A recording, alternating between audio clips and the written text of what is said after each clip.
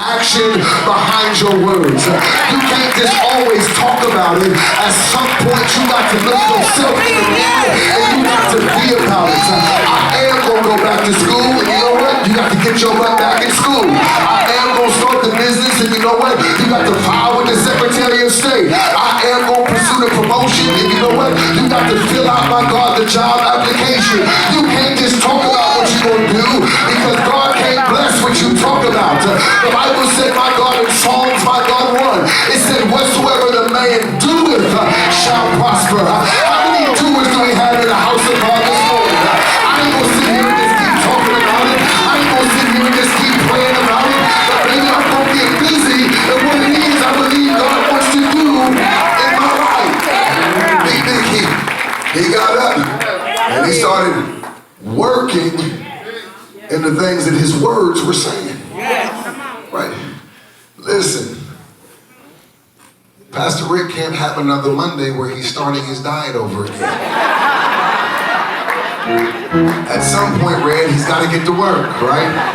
I can't keep talking about I'm not going to eat these desserts anymore, and I'm just weak for gummy bears and peanut M&Ms and butter cakes. And listen, at some point, we got to stop talking about what we're going to do. Right? And I got to get busy. Somebody let your neighbor say, get busy, get busy. Right? I gotta get busy in what it is that I feel like God is calling me to do. The problem, however, Brother Ray Sean, is yes, this son, he makes a declaration of faith that he wasn't going to stay where he was. Right? And then verse number 20 tells us that he actually started following up his words with action. But the problem is this man still found himself in what I would describe as a tragic condition. Because see, when you look at the text here, Nye, what you will discover is the greatest tragedy associated with this son's season of wasteful living was not that he ended up broke, but it was that he ended up broken. See, his greatest tragedy wasn't that he ended up broke, Evangelist Cameron James, but it was that he ended up broken. And now how do we know that this son was broken? All you got to do is just continue to read his language and his self-perception on the way that he viewed himself. He says this, he says in verse number 19, right, verse 18, he said he's going to rise and go to his father. But look at his language in verse number 19. He says, I'm no more worthy to be called your son. You see that?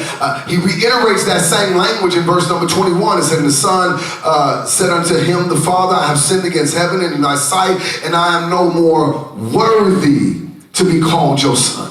So although he was trying to get to what it was that God called him to, right, simultaneously he was struggling in his mind and in his heart about whether or not he was worthy to be blessed the way the Father wanted to bless him. Right? He found himself so struggling with his past and the mistakes that he had made, and my God, the missteps and the misfortune that he had experienced. He's coming out of an abusive relationship. He's been hanging with pigs. He's been eating husk, and now he's gotten to the point where he's not just broke, but he's broken. Because he doesn't even feel worthy for what it is that the Father's trying to do in his life. And I wonder how many of us have showed up to the house of God this morning, and your biggest struggle is not the fact that your pockets ain't fat. Your biggest struggle is you have a broken self-perception. You, my God, don't understand that God is trying to get blessings, my God, in your direction. God is trying to heal you. God is trying to open doors for you, and you find yourself talking the same way that this son was talking. You don't even feel worthy. You feel like your disobedience has disqualified you indefinitely. But baby, can I tell you something? We serve a God who is rich in grace. Come on now. And the Bible says his mercies endure forever. All you have to do is have a willing heart and a willing mind and watch God begin to work. God will heal you. God will restore you. God will cover you. God will cleanse you. God will transform you into a completely different person. I wish I had about 150 people in the house of God this morning that have a testimony that, my God, I ain't always been like this. The only reason why I'm here is because God has been good and gracious to me.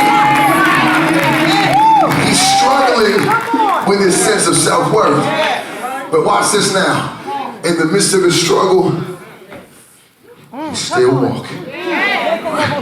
In the midst of not feeling worthy, he's still walking. In the midst of jacked up self-perception, he's just somehow putting one foot in front of the other, trying to get back to the Father's house. But I want you to see something here. In the midst of his journey, in the midst of him just making a small effort, I want you to see what the text says here. The text tells us in verse number 20, he arose and came to his father, right? He's putting one foot in front of the other, although he doesn't feel worthy, although he's struggling with his self-perception, although he's trying to get out of the season of loss and damage that he found himself in. And I want you to see what verse number 20 says. But when he was yet great way off. He wasn't close. But when he was a great way off, the Bible said, not the servants, not the brother, and not the neighbors, but the Bible said the Father saw him when he was yet a great way off. Right? Can I tell you something, family? All too often we judge books by their covers. All too often we look at people and you know what? We think we know what their heart posture is, or we think we know what their lifestyle truly is. And you know what? There's some things that you can't see that the Father can see. See, it may be somebody who may be struggling with addiction right now, right? And that's what you see. But the Father sees them praying secretly at night saying, God, please heal me and please deliver me. You may see somebody, my God, working on the street corner. They may still be a street pharmacist because they're trying to support their family. And I know it's quick for you to judge them for what they're doing. Right? But what the Father recognizes is the Father recognizes that they've been praying and they've been asking him, God, open up a door for me so I don't have to do this anymore. Can I tell you something?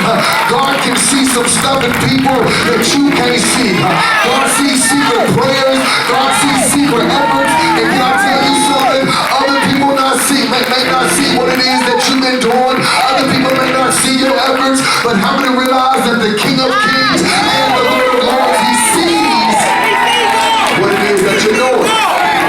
Which means as the people of God, we should be slow to judge and be quick to pray for. I mean, this side of the as the people of God, we should be quick to pray for and slow to judge. Or we should be slow to judge, or we should be quick to pray for. You don't know who could be the next preacher. You don't know who could be the next deacon. You don't know who could be the next usher. Right? The same person who you're judging because you're looking at them on the surface, you don't realize that God is doing a secret work in their life.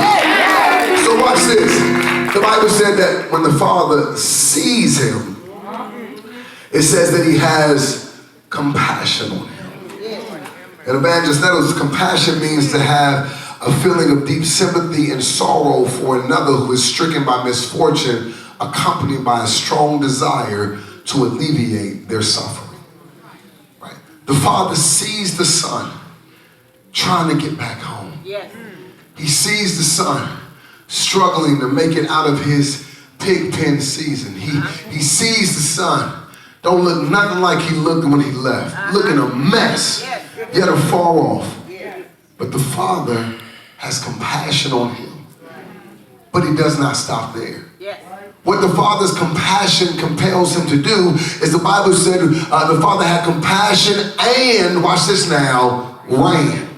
You see that? Which means while the Son was yet afar off, the Bible said that the Father did not wait for the Son to make it all the way back home, but the Father actually began to run to where the Son was. And can I tell you what the great God that we serve will do? God will come right where you are. God will come right to your messy place. God will come right to your mistake. God will come right to your depression. God will come right to your... I wish I had a witness in the house today.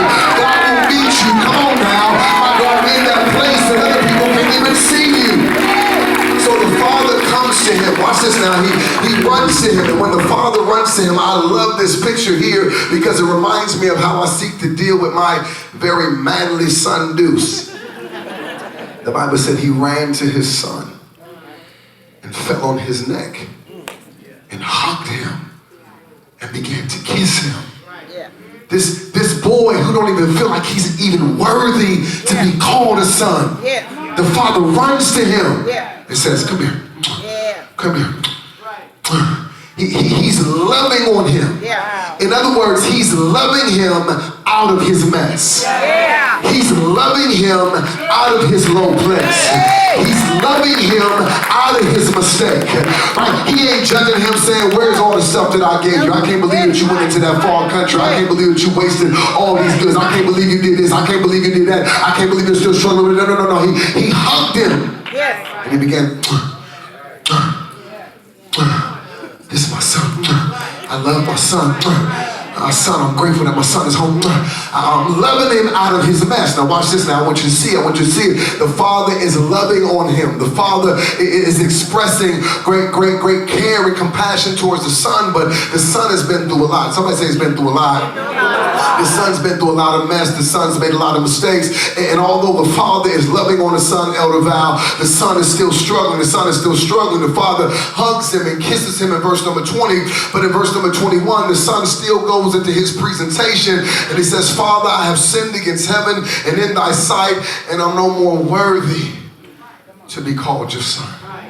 The father's loving on him, but he's still struggling with his sense of worth and his sense of worthiness to be blessed by the father, to be accepted by the father. He doesn't even consider himself a son anymore because of the stuff that he's been into. And the father's just loving on him. But I love verse number 22. I love verse number 22 because the son doesn't feel worthy in verse number 21. Right? The son's made mistakes in verse number 21, but verse number 22 opens with these words, but the father. And can I tell you something, family? I don't know about you, but that's my testimony, right? If you want to summarize my testimony of walking with the Lord, you want to summarize the testimony of my 47 years on earth, my testimony is, but the Father. Mike is a mess by himself, but the Father. Mike has made some mistakes along the way, but the Father. My God, if you leave Mike unto himself, he's ready to fight, cuss, do all these things, but the Father. If Mike, my God, would have been all by himself, he would have blew it, but the Father. And I wonder, is there anybody in the house of God that's willing to testify the only reason why you're blessed, the way that you're blessed, the only reason why you're favored, the way that you're favored, is because God spoke a word over you and said, but the Father. Yes, you are off the hook, but the Father. Yes, my God, you did some stuff nobody knows about, but the Father. If that's your testimony, I need to give God glory for the grace and the mercy that he extended to you for the thing that nobody else knows about. Watch this now. Turn the third place. I'm done. Elder said, I want you to see what happens here. The Bible said, but the Father. The Son is saying, I'm not worthy. Verse number 22, but the Father said to his servants, bring forth not just a robe, but he said, I want you to bring forth the best robe.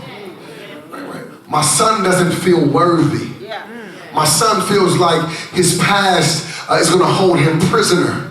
But I got to teach my son that he has to get past his past. And what God wants to teach some of us, my God, this first Sunday of 2026 is it's time for you, my brother. It's time for you, my sister, to get past your past.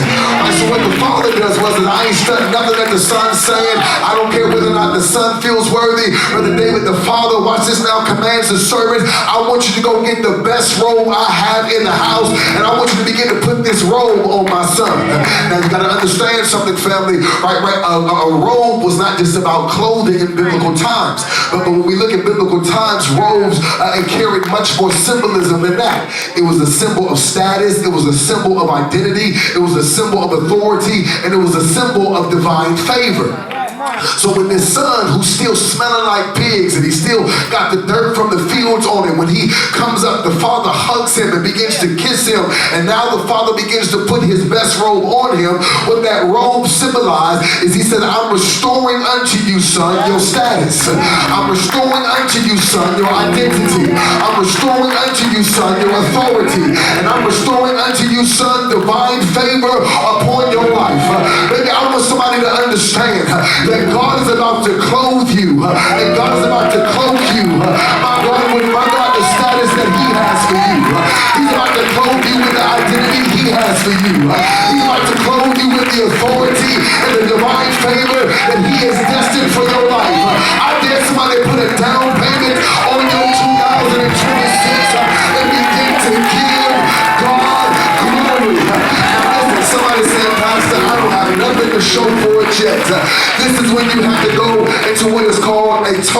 praise, which means to thank him in advance.